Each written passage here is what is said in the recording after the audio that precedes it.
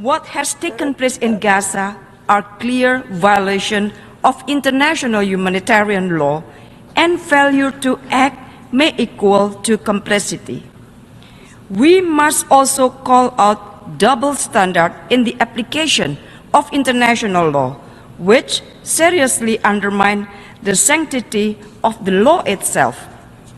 Indonesia therefore supports efforts to ensure accountability of Israel at various relevant forums, including the International Court of Justice. Indonesia telah menunjukkan dukungannya terhadap Mahkamah Internasional dalam menuntut Israel untuk melakukan gencatan senjata di Rafah.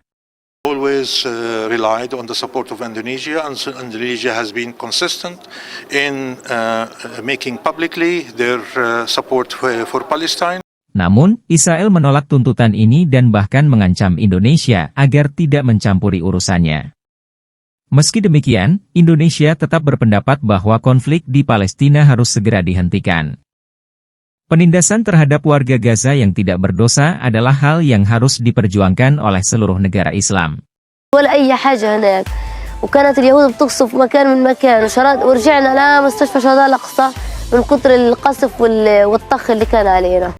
Sebelum kita mulai lebih jauh, kami sarankan kepada penonton, sudi kiranya untuk dapat menonton video ini sampai habis, supaya tidak salah paham, dan dapat memahami isi dari video ini.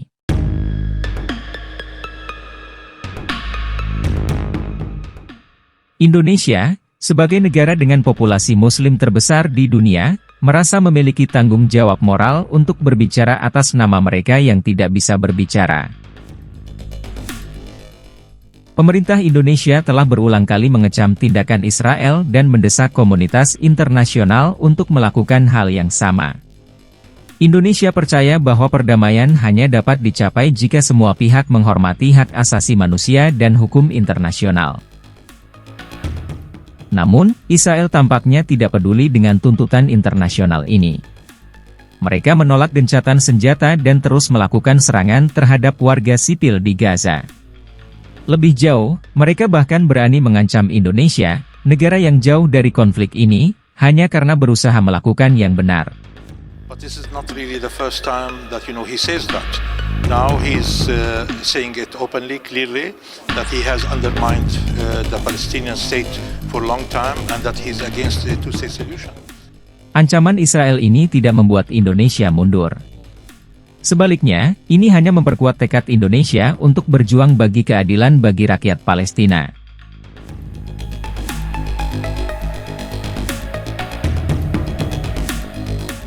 Pertanyaan tersebut memang sengaja saya sampaikan ke Dewan Keamanan, karena saya melihat banyak resolusi yang dilanggar terkait Palestina, namun tidak pernah ada sanksi kepada para pelanggar. Indonesia tidak akan diam dan membiarkan penindasan berlanjut tanpa hukuman. Mereka akan terus mendesak Mahkamah Internasional dan komunitas internasional untuk bertindak. Indonesia percaya bahwa perang tidak pernah menjadi solusi. Perang hanya akan menimbulkan penderitaan dan kematian. Itulah sebabnya Indonesia mendesak Israel untuk menghentikan serangan mereka dan mencari solusi damai untuk konflik ini. Namun, Israel tampaknya tidak mendengarkan. Mereka terus melakukan serangan dan menolak tuntutan untuk gencatan senjata. Mereka bahkan berani mengancam negara lain yang mencoba mencampuri urusan mereka. Tapi Indonesia tidak takut. Mereka tidak akan dibiarkan diintimidasi oleh ancaman Israel. Mereka akan terus berjuang untuk keadilan dan perdamaian bagi rakyat Palestina. Indonesia percaya bahwa semua negara memiliki kewajiban untuk melindungi hak asasi manusia. Tidak peduli seberapa jauh mereka dari konflik, mereka harus berdiri dan berbicara melawan penindasan. Saya juga menyampaikan kemana Palestina harus mengadu jika DKPBB selama berpuluh-puluh tahun gagal menjalankan resolusi yang dibuatnya sendiri. Itulah sebabnya Indonesia terus mendukung Mahkamah Internasional dalam upaya mereka untuk menghentikan penindasan di Gaza. Namun, dukungan ini tidak cukup. Indonesia tahu bahwa mereka harus melakukan lebih dari sekadar berbicara. Mereka harus bertindak. Mereka harus menunjukkan kepada dunia bahwa mereka serius dalam upaya mereka untuk menghentikan penindasan. Itulah sebabnya Indonesia terus mendorong komunitas internasional untuk bertindak. Mereka mendesak negara-negara lain untuk bergabung dengan mereka dalam mendukung Mahkamah Internasional. Mereka percaya bahwa jika lebih banyak negara yang berdiri bersama mereka akan memiliki lebih banyak peluang untuk berhasil. Namun, perjuangan ini tidak mudah. Israel terus menolak tuntutan untuk gencatan senjata dan terus melakukan serangan terhadap warga sipil di Gaza. Mereka bahkan berani mengancam negara lain yang mencoba mencampuri urusan mereka. Just as the United States would not agree to a ceasefire after the bombing of Pearl Harbor or after the terrorist attack of 9/11, Israel will not agree to a cessation of hostilities with Hamas after the horrific attacks of October 7th. Calls for a ceasefire are calls for Israel to surrender to Hamas, to surrender to terrorism, to surrender to barbarism. That will not happen. Tapi Indonesia tidak akan menyerah. Mereka tidak akan dibiarkan diintimidasi oleh ancaman Israel. Mereka akan terus berjuang untuk keadilan dan perdamaian bagi rakyat Palestina. Indonesia tahu bahwa perjuangan ini tidak akan mudah. Mereka tahu bahwa mereka mungkin akan menghadapi lebih banyak ancaman dan tantangan di jalan. Tapi mereka siap untuk itu. Mereka siap untuk berjuang bagi mereka yang tidak bisa berjuang untuk diri mereka sendiri.